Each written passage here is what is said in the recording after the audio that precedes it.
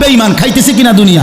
তো আল্লাহ তাআলা বলে কুলু ওয়া তামাত্তাউ কালিলান, এই নাফরমান কিছু সময়ের জন্য দুনিয়ার মধ্যে খা, ভোগ কর, ইন্নাকুম মুজরিমুন, কিন্তু মনে রাখিস তুই কিন্তু নাফরমান, তুই কিন্তু পাপী, আমি কিন্তু তোরে ছাড়বো না। কবরের প্রথম রাত থেকে হাসরের ময়দানে আমি দেখবি তুই বান্দা আমি কত কঠিন কত কঠোর, তোরে আমি দেখাবো। ভাত খাইতে লইছে খাও, ভাত খাইতে লইছো খাও বান্দা, এখানে আটকামু না, এখানে আমি জানোয়াররাও আটকাই না, আমি জন্তু জানোয়াররাও খাইতে দেই, তোরে দিতাম না কেন বেটা, খা বেটা।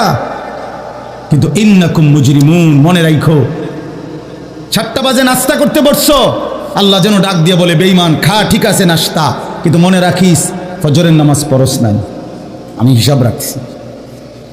রাত 10টা বাজে খাইতে বসছো বেঈমান, ঠিক আছে খা, কিন্তু মনে রাখিস এশার নামাজ পড়ো নাই। ঘর করলা, ফার্নিচার বানাইলা, ঠিক আছে থাকো, তো মনে রাখো এগুলো সুদের টাকা, এগুলা কাস্টমারের ঠকাইয়া মিথ্যা বইলা ওজনে কম দিয়া ওই টাকা আমি জানি, আমি বান্দা দেখব। ওয়াইলুন ইয়াউমাইযিল লিল মুকাদ্দিবিন, আবার বলতেছে আল্লাহ মিথ্যাবাদী নাফরমান তোমাদের জন্য বড় বেশি দুর্ভোগ, লাঞ্ছনা, আযাব তোমাদের জন্য, আযাব। এই জন্য আল্লাহ তাআলা বলছেন এটা।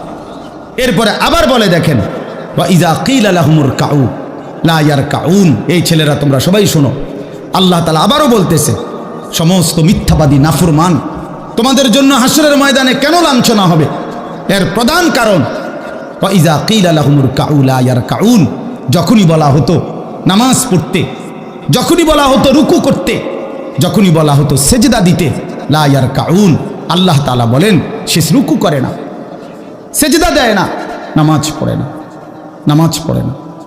আল্লাহ বলেন আমি এতবার বললাম, এতবার বললাম, একটা দিনে 5 বার মসজিদে আজান হলো, একটা মহল্লায় শুধু একটা মসজিদ না, এক এক ওয়াক্তে এক একজনের কানে কমপক্ষে 10টা মসজিদ থেকে আজানের আওয়াজ আসে, ঠিক কিনা বলেন? কিরে বান্দা এত শক্ত হইলি কেমনে বান্দা, আমার এত বড় আসমান ও জমিন দিয়া, এত বড় কায়নাত দিয়ে বান্দা আমি তোকে লালন পালন করলাম, বিনিময়ে তুমি একটা সেজদাও দিলা না। 365 দিনে খোদার একটা বছর কোনো দিন ফজরের নামাজ পড়লা না, এ কেমন জিন্দিগি বাপ? এত এত কঠিন মানুষ কেমনে হয়, এত পাষাণ মুসলমান কেমনে হয় বাপ বলেন? আর কতগুলো কথা বললে বলেন। এই জন্য নওজোয়ান, আমার অনুরোধ রইল, নওজোয়ান নিজেরে বরবাদ করে দিও না বাপ, নিজেরে শেষ করে দিও না, নষ্ট করে দিও না, কষ্ট পাইবা বাপ। একদিন কবরে তোমার 14 গোষ্ঠীর কেউ থাকবে না, একদিন হাসরের ময়দানে তোমার পাশে কেউ থাকবে না, তুমি শুধুই একা। আল্লাহ তাআলা বলছেন বান্দা আমি এত বড় কোরআন নাজিল করলাম, তারপরে আর কি বললে তুমি ঈমান আনতে, আর কেমনে বলতাম আমি? নবীজি জিজ্ঞেস করবে, খোদার কসম নবী জিজ্ঞেস করবে, উম্মত 23টা বছর আমি দিন রাত কাঁদছি রে উম্মত, তুই জানোস না উম্মত আমি তোর জন্য কি পরিমাণ কাঁদছিলাম, সারাটা রাত আমি কেঁদেছি, তায়েফের পাথরের আঘাতে আমার পিঠ ছিদ্র ছিদ্র করে ফেলছে, আমি ক্ষুধার কষ্টে পেটে পাথর ভাঙছি, আমার ঘরের চুলায় আগুন জ্বলে নাই,